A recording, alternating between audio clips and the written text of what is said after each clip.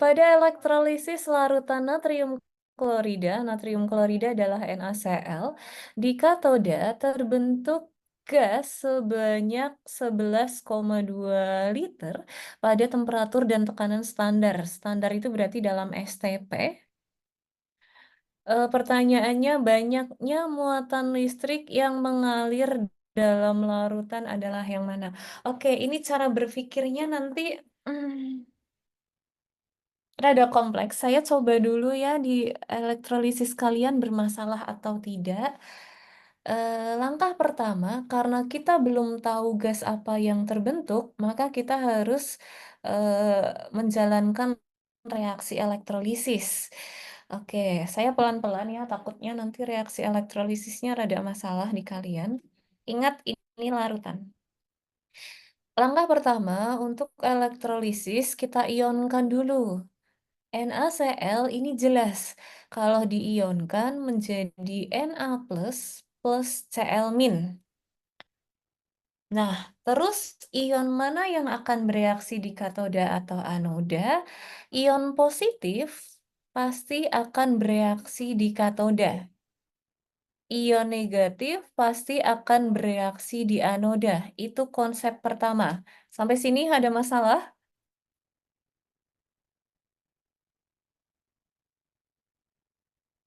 Mbak, cara nguraiin reaksinya itu gimana, Mbak? Cara nguraiin reaksi. Saya pernah ngajarin AXBY ya. AXBY menjadi X, A, Y plus YBX min. Saya coba banyak aja. Saya coba Z. Jangan-jangan. Saya coba apa ya? Ni Cl2. Kemudian saya akan coba yang satu kesatuan juga. Ag2 SO4 sama satu lagi eh M MgCO3 kayak gitu. Oke, yang atas sendiri aman, Ni-nya bertindak sebagai A, habis Ni nggak ada angka, berarti nanti X-nya 1. Cl-nya bertindak sebagai B, 2-nya bertindak sebagai Y. Udah, silangin aja sih. Ini nggak ada angka, berarti normal, A-nya nggak ada. Terus saya tulis Ni-nya. Terus muatan temennya, angka temennya, indeks temennya, si Cl ini akan jadi muatannya Ni. Nah, disilang gitu. Ditambah, Cl-nya kan muatannya 2, dia maju dulu. 2, terus ditulis Cl, muatannya Cl pakai angkanya si Ni. Karena Ni nggak punya angka, berarti ya negatif aja. Terus yang AgSO4 hati-hati, Ag-nya sebagai A, 2-nya sebagai X. Nah, unsur diikuti O, saya dulu sering bilang, itu adalah satu kesatuan beserta angka setelah O. Jadi ini SO4-nya sebagai B, Y-nya nggak ada, berarti Y-nya 1. Berarti gimana?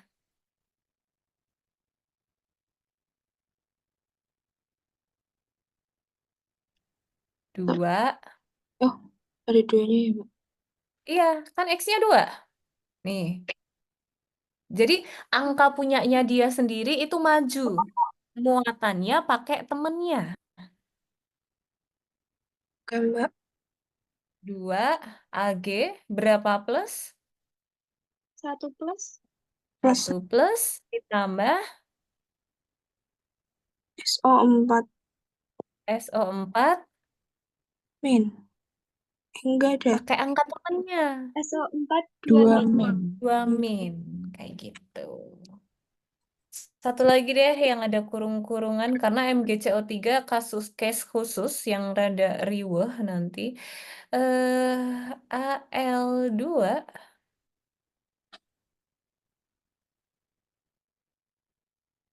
SO3 3. Gimana nih? Aduh, Al 2Al,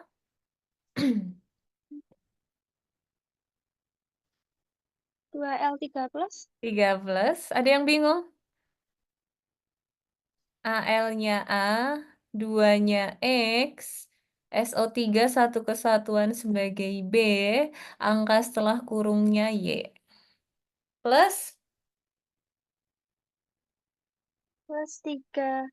3, Itu SO3 kan, Mbak? SO3, 3 SO3, SO3, 2 min. Bener nggak, Mbak? benar-benar kayak gini ya. Oke, cuman ada case-case khusus. Ini MgCO3 sengaja saya kasih karena nanti kalian akan sering ketemu Mg MgCO3, CuSO4, ZnSO4 biasanya jebak di sini. Kenapa saya kasih case-case kayak gini? Ini kalau nggak saya kasih tahu apa jawabannya?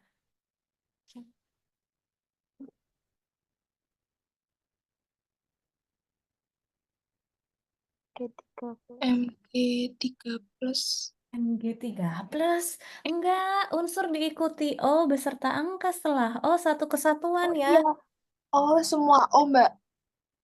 Pokoknya unsur diikuti O beserta angka yang nempel di O itu satu kesatuan. Berarti 3 Berarti Mg. Mg 3 Mg. berarti Mm-mm. Mg3CO. Coba. MgCO3. Oke, A-nya yang mana? Mg. Mg. X-nya Satu. 1. B-nya CO3. CO3 ini satu kesatuan. Unsur diikuti O beserta angka setelah O ini satu kesatuan sebagai B.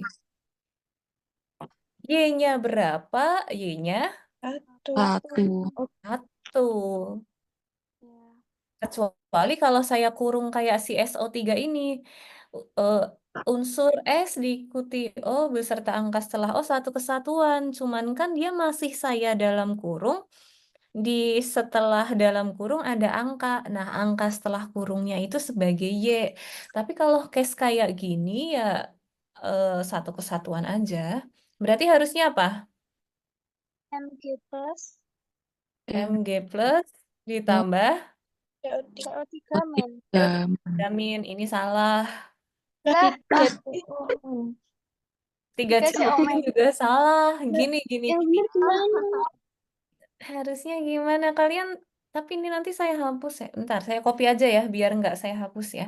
Kalian harus tahu ion-ion poliatomik yang muatannya udah pasti. SO4 selalu 2 min, CO3 2 min, NO3 min, PO4 3 min. Artinya, untuk case-case yang apa ya, setelah A dan setelah B nggak ada angkanya, dan dia berupa poliatomik, kalian harus hati-hati. Kenapa saya bilang hati-hati? CO3 itu muatannya pasti 2 min. Berarti biar netral, Mg-nya harusnya 2 plus. Penguraian yang benar yang ini. Gitu. Coba deh, si CuSO4 gimana? CuSO4 sama ZnSO4 sering keluar nih. Dah, ionin. CO. CO2 plus 2 plus. CO2 plus ditambah SO4 SO4 2 2 min. min. SO4 2 min. Karena SO4 2 min, CU-nya 2 plus. Ada masalah dulu? Mbak, Berarti yang ZnSO4 itu juga Zn2 plus ditambah Mm-mm, SO4 2 min. betul.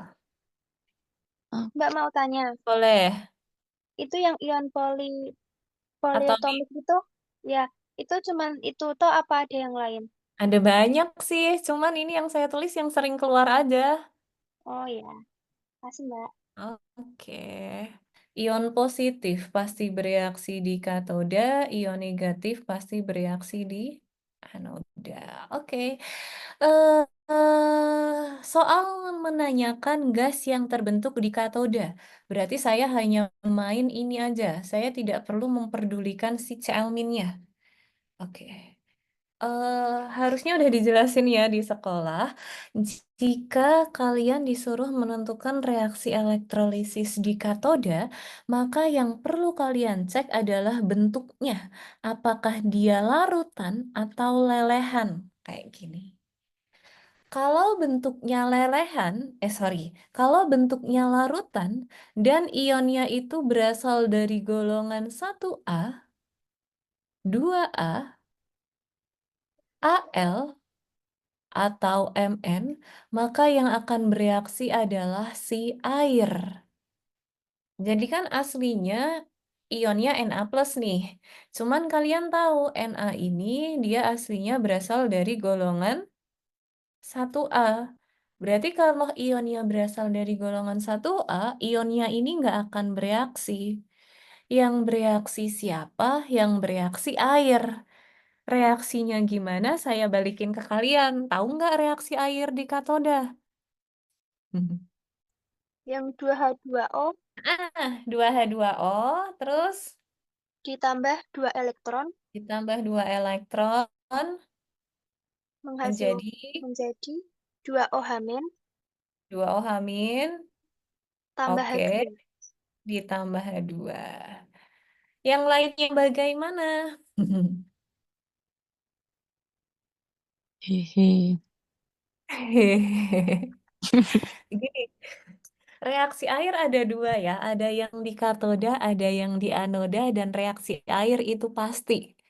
eh Membahas elektrolisis itu untuk reaksi emang lama sih. Saya perlu rada lama kalau kalian mau bahas pure elektrolisis. Cuman karena ini udah mau ujian, jadi saya langsung ya. Nanti kalau ada masalah tanyain aja sih pas ngerjain soal gitu ya.